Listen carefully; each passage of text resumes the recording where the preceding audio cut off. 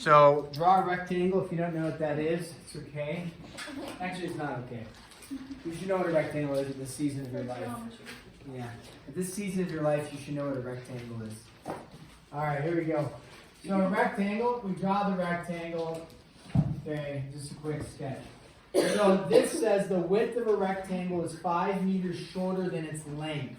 So we usually talk about a rectangle, the width is usually the smaller side, and the length is usually the longer side. That's usually how we view it, something like that. Now, anytime we take a problem, our goal is to reduce the number of variables used, right? So if we have two variables, W and L, is there a way that we can put W in terms of L or L in terms of W so we don't have two variables? Well, sure. They tell you the width is 5 meters shorter than the length. So there's two routes to go. I can either put the length in terms of width or the width in terms of length. It doesn't actually matter for us. So if I was going to write, instead of an L up here, I want to put a W. Well, we know the width is not the same as the length, but in terms of W, what could I put there to make this true? W plus 5, right? The length is 5 meters. It's meters, right? More than the length. But if I was going to put the width here, this would be L minus 5. That's where we get the minus 5 from. So we have two options. We can either go the width option or we could go the length option, okay? So now they give you more information. They tell you the area of the rectangle. We should possibly know the area formula for a rectangle. A lot of people do. What do we know the area of a rectangle is?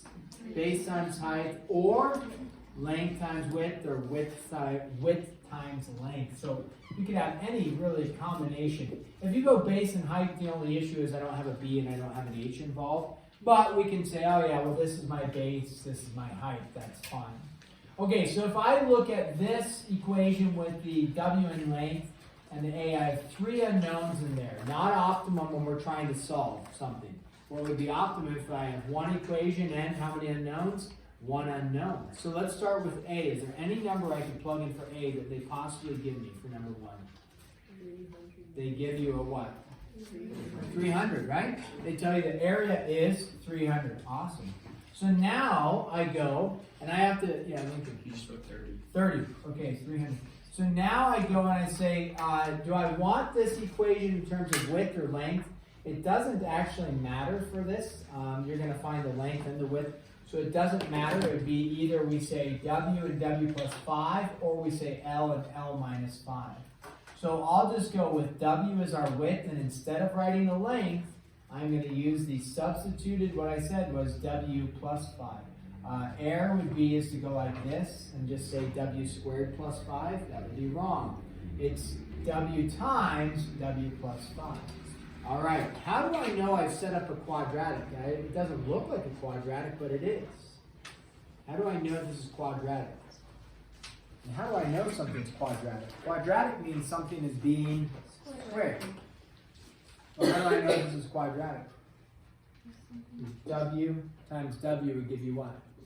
W squared. So if I go to solve this, is this in a format that I want to be in to solve? You know, what would be my first step? Get in a format that I want to solve. Yeah, distribute that W in. So we're going to get 300, like this, okay, is equal to the W squared plus the 5W. Now is this starting to look like the format we like? Yeah, you bet. Why is completing the square here? It's an option. Why is it not an option we're like pumped about? Jack? Because B is odd. Yeah, B is odd, then you end up with fractions. Still doable, but generally we kind of shy away from it there. You'd have 5 over 2 quantity squared. Yeah, you bet. So if we're not going to complete the square, does this fall into a perfect squares option? No. Perfect squares is not just taking the square root like that. Okay, that's not going to be helpful because we're finding. So what are our two options?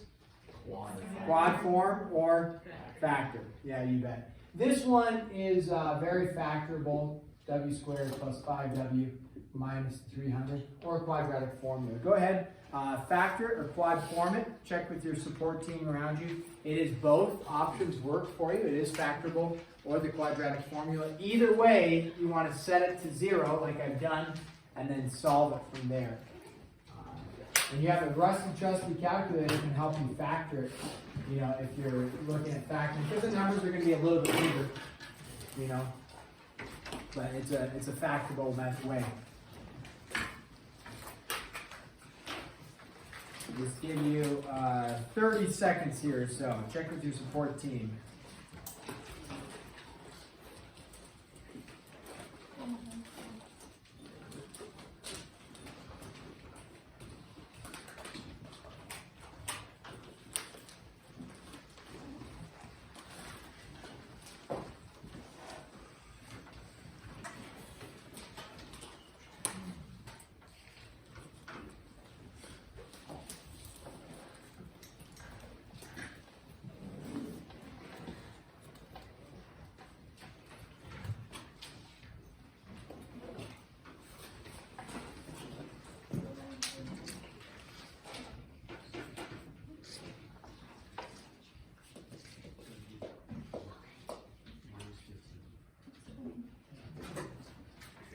Okay, I'm hearing a 20 and a 15. Yes. Okay, let's go with the 20 and the 15. Okay, one of them is going to be positive, one's going to be negative. We're going to go with a positive 20 minus 15. Does that sound about right? So then our answer would be W is equal to negative 20. Toss that out because width is not negative. Keep the positive 15 like that. Okay, so our answer is the width is 15. What would our length be then? If the width is 15, we just come back up here. What is our length going to be? 5 more than the width. Therefore, our length is 20, like that. Okay? So 20 and 15. All right, let's jump all the way up to number 9, one of your homework problems. Let's help you set this one up. These can be a little challenging. Okay, on number 9, you have Cindy and Olaf, okay? Only I knew, an Olaf, that would be nice. I went to high school with an Olaf. Are you kidding? Yeah, he's from Germany. That's actually a real name. Yeah, Olaf, that's a good name. No name. No, that's your generation. I'm gonna name my son Olaf. Please. You are. Yeah. If they made a third. Okay. So Cindy and Olaf leave the same point at the same time. Okay? And they are biking. Cindy is biking west at a rate of 2 miles an hour faster than Olaf, who is traveling south. After 1 hour, they are 10 miles apart. How fast is each person traveling? Hint, use the Pythagorean theorem. Okay. So let's start with this. Anytime you see, almost any time you see they're talking about a rate, which is 2 miles an hour faster, you know, something about that. They're talking about a rate, and then they're talking about a distance. Okay, what equation are we going to end up using? A very common mathematical equation. Rate times time is equal to distance, or distance equals rate times time. That's an equation you should know, okay? So if you see a distance and a rate, or a time and a rate, or something along those lines, know that you're going to use what some people call the DIRT equation, D-R-T, DIRT. So distance equals rate times time. Okay, let's draw a little picture. When it says Cindy is biking west, which direction is west? If you're looking at the board, which direction is west? Left, right, up or down, going to the, left. Very good. North would be going up, east is going right, south is going down, west is going left. Okay, so we have a starting point, and it says Cindy is going west like this direction, right? Not perfectly west, but good enough. There's Cindy. All right, what happens going south? Who's going south? Olaf is going south, okay? Now, I don't know if that's the exact picture, because who's traveling faster? Let's look at that. Cindy is biking 2 miles an hour faster than Olaf, so let's actually make Cindy go a little farther. Okay, so Cindy's going like this, Olaf's going down like this. Notice what angle measure is made in the middle? A 90. Now, like this. All right, so does it tell you, this is Cindy going that way, this is Olaf going this way. Does it tell you how fast either of them are going the exact amount, like Cindy's biking at 17 miles an hour? No. Okay. So if it's unknown, we assign it a variable. I don't like the variable O for Olaf. Why not? Looks like a 0. So I'm just going to change this to Olaf is going this direction at some r miles per hour. It's unknown, okay? Now, do we want to say up here that Cindy is going at c miles per hour? Not if we can help it, because then we have how many variables going? 2. You have an r and you have a c for Cindy's miles per hour. Is there a way to represent Cindy's rate, but in terms of how fast Olaf is going? You bet. What does it tell you? Cindy is going, it tells you right there, 2 miles an hour faster. So if Olaf is going r, Cindy is going r plus 2. So that's her rate. Here's Olaf's rate is r. I change it from O. And then Cindy's rate is r plus 2. Now, Cindy goes this direction, Olaf goes this direction. It says at what time, I think it is it 10 miles apart, right? So you go like this represents 10. They're 10 miles apart. Doesn't it say that? 10? Okay. And then does the question ask at what time are they 10 miles an hour apart? No, how fast? Oh, okay. How fast is each person traveling? Okay. All right, so let's talk about this. So we want to figure out how fast. Then it says, can't use the Pythagorean theorem. Anybody know the Pythagorean theorem? Okay, you should have covered it. We covered it last year, at least in Algebra 1. What's the Pythagorean theorem? A squared plus b squared is equal to c squared. This theorem applies to what kind of triangles? Right triangles. C is always your hypotenuse, which is always the longest side, which is always opposite the 90-degree angle. So what I know is, in this case, like a squared plus b squared is equal to c squared. Here's the issue though, or 10 squared. The issue is this, okay, so I'm just going to put 10 squared because I have a 10 there, and that's what my hypotenuse is, that's my c squared.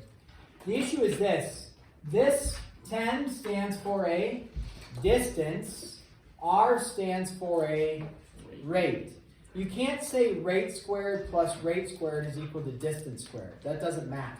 You would have to say distance squared plus distance squared is equal to distance squared.